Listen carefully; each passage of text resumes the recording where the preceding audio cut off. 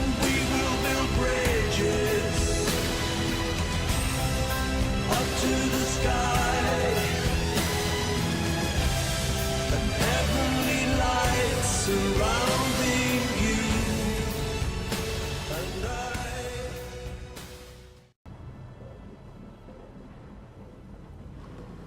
Hello and welcome to LightningStorm's Destiny updates. And in this little episode that I'm going to do, I'm going to briefly describe my favorite exotics in the Taken King and why they are my favorites. Now, there are quite a few YouTube videos that describe different users' ideas of the top 5 or top 10 weapons in the game. I'm going to try and keep this video relatively short, and although there is an order, I do have a favourite above all of them. I think it really varies on and depends on your own playing style and what you like about the exotics. There are quite a few very good exotics now in Destiny, and exotics are very rare guns that often are quite hard to get. Some of them you have to do quite elaborate quests for that you'll find guides on YouTube for. Some you can get as drops from what are known as exotic engrams. They're the gold ones, which are rare in themselves. But I'll describe ways that you can do that more easily, perhaps, at least for the most easily, if that's the right word, obtainable exotics. Now, while I'm doing that, I'm going to be collecting spin metal leaves for an exotic sword quest, so I'll probably go over that and tell you how to do that. But let's start out with the weapon that I've equipped, and this is basically the maddest gun in Destiny. It's one of the, probably the most unruly primary. It's called Bad Juju. I'm not quite sure if it's a random drop anymore, a random drop in year 2, but the way you obtain this in year 1 was to get a lot of Vanguard bounties from daily Vanguard bounties, and if you did enough of them over enough days, the Vanguard would give you a choice between 3 exotic bounties, they were called, and then you would start quest chains for 3 different types of exotic weapons. So one of those quest chains ended up with Bad Juju. Now, Bad Juju is one of the rarest rarer pulse rifles because it has full auto. So right from the back, you've got the full auto aspect, and it handles, when you have it set up very well with good stability, it handles quite a lot like an assault rifle. The range isn't so great, but having a full auto pulse rifle with such impact is a pretty incredible thing. It's got quite a nice magazine size as well.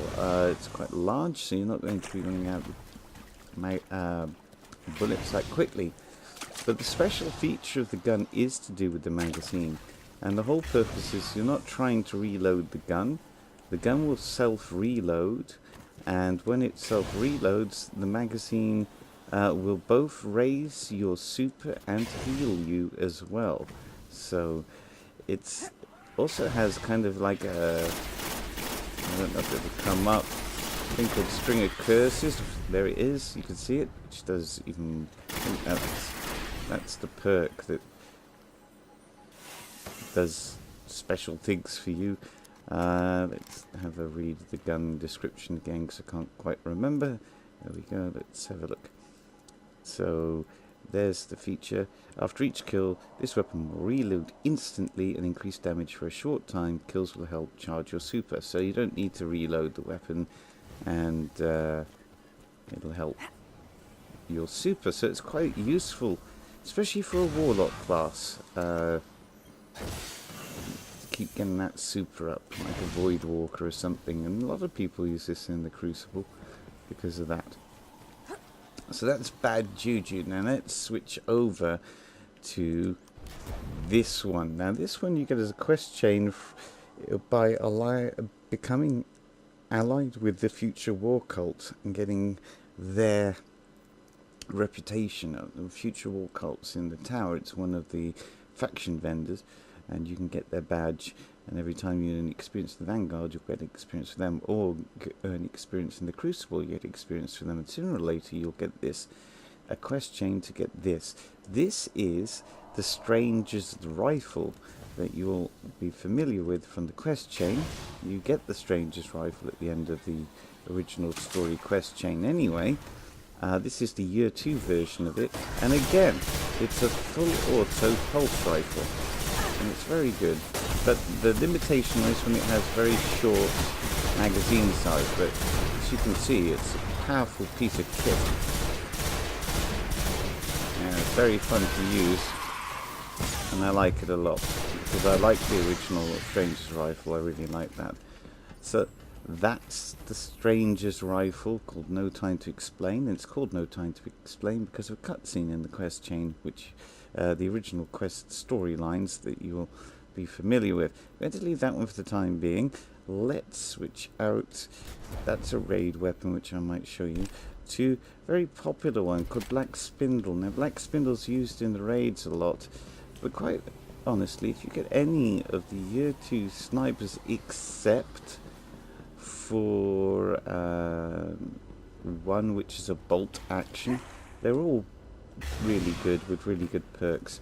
This one's used a lot in the raids because if you get 3 consecutive critical hits on a single target, it will self-reload, and that's very useful in certain circumstances. This one has solar damage, only has 3 shots in the magazine because of that perk, but it is extremely powerful. So let's see if I can line up. Oh, we're going to have an event anyway, so that'll be fun. Let's line up. What? Oh, I am high level, but you can see, look at that, and I wasn't even doing very accurate shots. So, and I like the sound of it. It's very reminiscent of a gun they're bringing back in the new update called Patience and Time, which, if you're lucky enough to get that weapon, I'm sure you're going to be very happy with it, because it's possibly the strongest, most powerful sniper rifle, and I'm sure it will regain that status. So let's test out. This is a full auto scout rifle, a legendary from the raid, and I find that if you can get hold of a full auto scout rifle, they're very useful swap out weapons. So you saw that I had to swap out the primary exotic for a secondary exotic. Maybe something like this is really good. Alternatively, you could get a nice assault rifle, I suppose, something like that. But scout rifles that have full auto capacity are quite deadly because, again, you can treat them almost like an assault rifle. So let's go up here while everybody's handling that and switch out again quite quickly. I'll switch out my sniper rifle to the raid sniper rifle, which I might show you in a second. And let's go to the king of rocket launchers. It used to be Galahorn, but no longer. This is because Galahorn has not and will not be upgraded. I can even take out this guy if I can get a clear shot. It aggressively seeks its target. So even though I fell off there, I'd already made the shot, and that shell it had would have tracked that target. So Truth is incredibly good. It's an incredibly good effective rocket launcher. Right, I'm going to go back out. I'm going to do something which I'm going to explain to you a bit later on, the free of coins. And why not? Let's load it up again and let's try it again. Just to demonstrate if I can. So I'm going to try and lock onto this target. See how that shell just curves around. There aren't any other rocket launchers that can do that. People have seen these shells do U-turns in PvP. And you see how powerful it is. It's decimating that target. That's truth. Amazing. And so here's the raid sniper rifle, just to show you. Not as powerful as the exotics, obviously. So I'm going to go down and see if I got any loot. No, I didn't this time. Okay, that's fine. And then, okay, so that's truth. I'll show you another one very quickly. So what we're going to do is switch out. Now this one's a bit more complicated to get. This is called Sleeper Simulant. I'm going to have to find... Well, I've got one shot on it. That's a very sophisticated fusion rifle. Now fusion rifles you have to hold down and charge and then release. You can get the quest for this one, the Sleep Simulant, from the gunsmith by raising your reputation with him. And again, there are videos on YouTube on how to do it. But let's try it out. You see that laser burst from it? It does. If you do that off surfaces, it ricochets all over the place. So again, you see how useful this auto scout rifle is for swap out weapons. So having a swap out weapon can be very important. You choose one that you like. So that was Sleeper Simulant. Now we're going to go to the upgraded version of the sword that you will eventually get following the quest lines. This one I have is called Dart. Drinking now. It's doing that because I don't have any heavy ammo. Let's have a look at the heavy ammo refill. Sillily, I used 2 minutes 50, so we're going to have to go and try and find some. Sometimes they drop from random creatures, sometimes they don't. And so what we could do is just kill a whole load of creatures if there are any. The super and see, no. Oh yes, I did get some. So okay. This is the difference. It's a lot larger. And if you hold down R2, you see each one has a very special attack. So the one I have, they were going to, like the legendary swords, there are 3 versions for each legendary sword. The difference being that the exotic swords have a special kind of attack. So let's see if we can test it out on this guy. No, they've killed him before I got there. Oh, well, it's alright. They're just doing their own thing. So we're going to try and find some enemies quickly. There. No. And spawning quick enough. Oh, right, okay. Alright. We'll go to this lowly thrall. I'm sorry. Dreg. There. So, there you go. Very useful when you're surrounded by enemies. This one. See? Very effective. Right, and of course now I've run out because you see the blade's gone, so that means I'm out of heavy ammo. So that's the exotic sword, and I think then what we'll do is we'll just leave it on my favourite. This is my #1 exotic weapon in Destiny. It is the Surus Regime. It is a full auto assault rifle with 2 modes.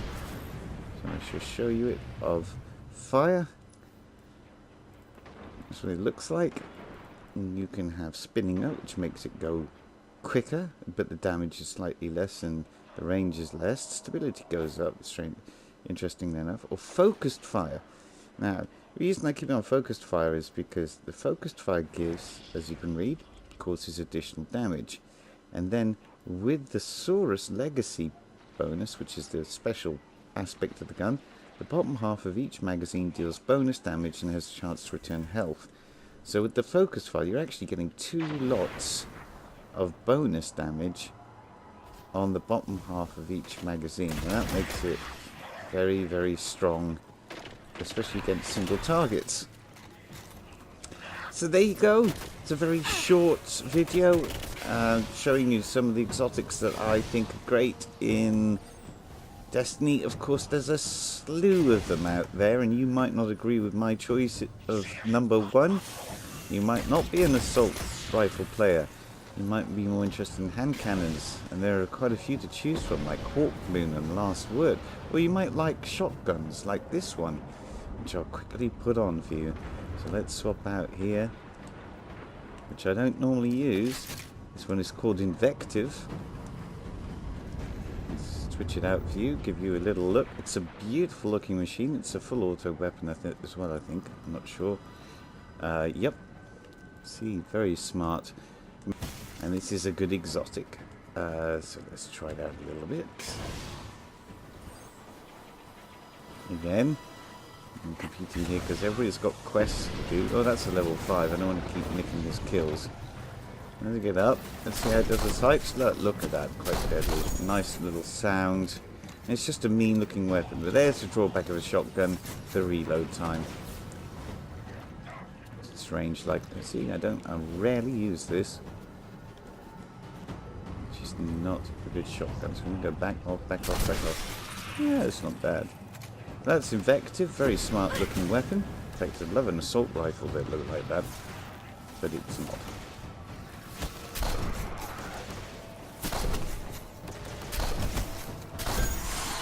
And there you go. Alright, so I will go back to my main. Let's switch it out. And generally speaking, I have my primary weapon is always for having the exotic of the primary, a good sniper rifle, and a good rocket launcher. And that's how I roll. Well, thank you very much for listening. And we'll see you Star Side.